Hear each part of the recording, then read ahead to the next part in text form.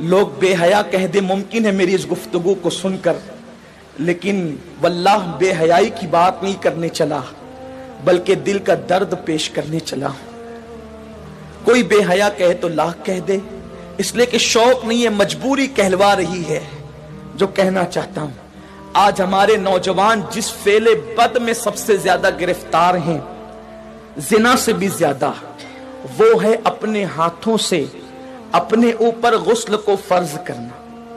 مجھے اس سے آسان اور اس سے باحیا الفاظ اس گناہ کے حوالے کی تشریح کے لیے نہیں مل پا رہے ہیں کہ لوگ اپنے ہاتھوں سے، نوجوان حمام کے اندر بیٹھ کر، بیت الخلاء میں بیٹھ کر، تنہائی میں بیٹھ کر اپنے ہاتھوں سے اپنی عصمت سے کھیلتے ہیں اور وہ اپنے ہاتھوں سے اپنے اوپر غسل کو فرض کرتے ہیں۔ یہ کیا ہے؟ اللہ کے رسول صلی اللہ علیہ وآلہ وسلم فرماتے کہ جو اپنے ہاتھوں سے اپنی شرمگاہوں سے کھیل کر اپنے اوپر غسل لازم کریں، آقا فرماتے اللہ کی، سارے فرشتوں کی اور مجھ محمد کی اس پہ لعنت ہو۔ حضور جس پہ لعنت کریں، جو بے باک لڑکے، بے باک چھوکرے ہیں، وہ تو زنا کے اڈوں تک جاتے ہیں، لیکن نام نہاد جو شریف کہلاتے ہیں وہ ڈرتے ہیں کہ زنا سے پکڑ نہ لیے جائیں، عزت نہ چلی جائے، تو وہ اکیلوں میں، بستروں پر، مکانوں میں، دکانوں میں، تنہائیوں میں اپنے ہاتھوں سے اپنے سرمایے کو برباد کرتے ہیں۔ میں اپنا دل کا درد اپنے ان بھائیوں تک پہنچانا چاہتا ہوں، اور آپ کے توسط سے دنیا بھر میں میرے جو نوجوان اس فعل بد میں گرفتار ہے، جس پر رسول پاک نے لعنت کی، اللہ نے لعنت کی، حضور علیہ الصلوۃ والتسلیم کے غلاموں، جو اپنے ہاتھوں سے اپنے اوپر غسل فرض کریں، قیامت کے دن ان کو زانیوں سے زیادہ سخت عذاب دیا جائے گا، زنا کرنے والوں سے بدترین عذاب ان لوگوں کو دیا جائے گا۔ اور میرے آقا علیہ السلام فرماتے ہیں قیامت کے دن کچھ لوگ ایسے ہوں گے جن کے ہاتھ حاملہ ہوں گے، ہاتھوں پر حمل کے آثار ہوں گے۔ صحابہ نے عرض کی یا رسول اللہ، لوگوں کے، مردوں کے ہاتھ حاملہ ہوں گے؟ آقا فرماتے ہیں ہاں، جنہوں نے اپنے ہاتھوں سے اپنے اوپر غسل فرض کیا ہوگا، اشاروں کی زبان میں اس کا مفہوم عرض کر رہا ہوں، قیامت کے دن وہ اس حالت میں اٹھیں گے کہ ان کے ہاتھ حاملہ ہوں گے۔ اور یاد رکھنا، ایسا کرنے والے ان کے چہروں پر پھٹکار برستی ہے، آنکھوں کے ارد گرد کالے کالے ہلکے پڑ جاتے ہیں، گڑے پڑ جاتے ہیں، آنکھیں اندر کو دھس جاتی ہے، زندہ رہ کر بھی انسان مردہ نظر آتا ہے۔ اور اگر 1 مہینے تک یہ فعل بد کر لیا، ساری زندگی اس کی عادت پڑ جاتی ہے۔ ایک وقت وہ آتا ہے کہ انسان شادی کے قابل نہیں رہ جاتا۔ جب ماں باپ شادی کا پلان پیش کرتے ہیں، ادھر منہ چھپا رہا ہے، ادھر منہ چھپا رہا ہے، گویا کہ اپنی زندگی کو تباہ کر چکا ہے، برباد کر چکا ہے۔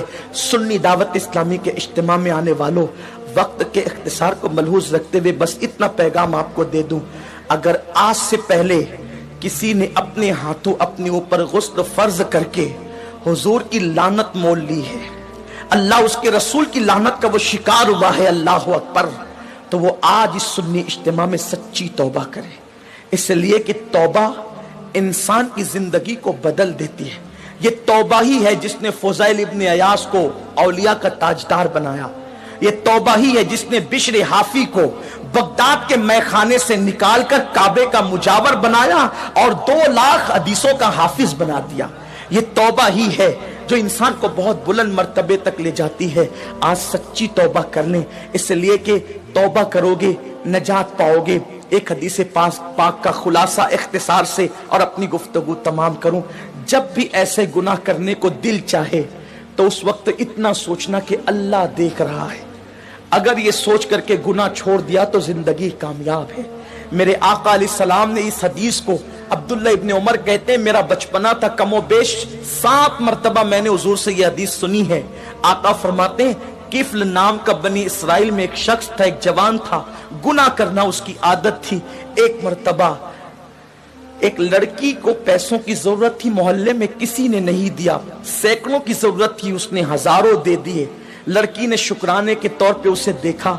उसने लड़की को कहा, एक काम करो, मैंने इतने पैसे दिए हैं, इसके बदले में कुछ नहीं चाहता, बस इतना चाहता हूं कि तुम मेरे घर चलकर थोड़ी देर बैठ जाओ और मुझसे कुछ बातें कर लो। लड़की चली गई, उसने सारी खिड़कियां और दरवाजे बंद कर दिए और लड़की के साथ बैठकर बातें करने लगा।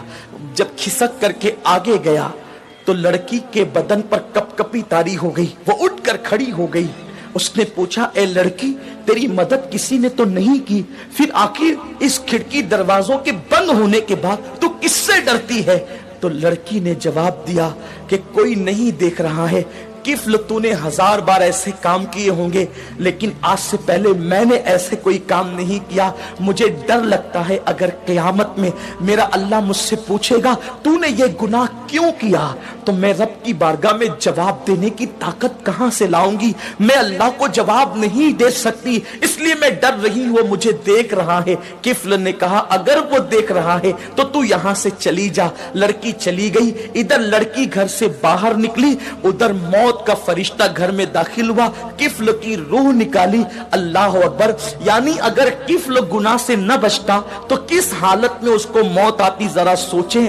बिस्तरों पे लेटकर अपने आज़ा से खेलने वालों को मैं पूछना चाहता हूं, गंदी तस्वीरें देखकर अपने ऊपर गुस्ल फर्ज करने वालों को पूछना चाहता हूं, जिना के मनाजिर देखकर अपने जज्बात पे को बेकाबू करने वाले मेरी कौम के जवानों से, मेरे भाइयों से पूछना चाहता हूं, मैं अपने कौम के मुस्तकबिल को कितना तारीक देखूं। जो कौम कभी मुसल्ले पर रात गुजारती थी, पाक आंखों को रो रो करके पाक करती थी, आज उस कौम के जवान बिस्तरों पे नापाक हो रहे, अपने हाथों से नापाकी को खरीद रहे। अल्लाह अकबर। सोचो अगर उसी हालत में मौत का फरिश्ता आ गया और मौत आ गई तो अल्लाह को क्या जवाब दोगे, क्या मुंह दिखाओगे रब की बारगाह के अंदर? अल्लाह अकबर। किफ्ल जैसी वो लड़की घर से बाहर निकली, मौत का फरिश्ता आया, किफ्ल की रूह निकाली और किफ्ल मर गया। जंगल की आग की तरह ये बात फैल गई पूरे मोहल्ले में, किफल मर गया, मर गया, मर गया। कुछ आबिदान और जाहिदान ने खुश्क ने बातें की, इतना पापी था, पता नहीं उसका मुंह कैसा हो गया होगा। ऐसे में किसी ने कहा, कुछ भी था लेकिन कलमा पढ़ने वाला था, उसकी मैयत में जाना तो पड़ेगा। जब लोग उसकी मैयत में गए तो उसके घर पर कुदरती कलम से लिखा हुआ था कि किफ्ल अल्लाह से डर कर एक गुनाह से बच गया, अल्लाह ने उसकी सारी जिंदगी के गुनाहों की मगफिरत फरमा। आओ हम भी सच्चे दिल से तौबा कर लें, रब को मना लें। जिंदगी का कोई भरोसा नहीं। और इतने बड़े इज्तिमा में आए हो, मैं तो बस इतना कहता हूं, यहां से जाओ तो ये अज़्म लेकर जाओ, इंशाअल्लाह ना गुनाह करेंगे न गुनाह करने देंगे। अपने इलाकों में जाकर सुन्नी दावत इस्लामी की शाखें कायम करेंगे, बरकात शरीयत का दर्स देंगे, इज्तिमात करेंगे, ताकि हमारे नौजवान गुनाहों से बच सके। मुमकिन है अपनी फौगा से चंद लोग ही बच जाएं तो यही अपने लिए निजात को काफी है। अल्लाह तबारक व ताला से दुआ है, मेरा अल्लाह मुझे आप सबको अमल की तौफीक दे। बातें तो बहुत है लेकिन वक्त मुख्तसर है। ये किस्सा लतीफ अभी नातमाम था, जो कुछ ये किस्सा लतीफ अभी नातमाम है, जो कुछ बयां हुआ वो आगाज बाब था। गुफ्तगू के दरमियान कोई गलती अल्लाह माफ फरमाए। वमा अलैना इल्लल बलाग।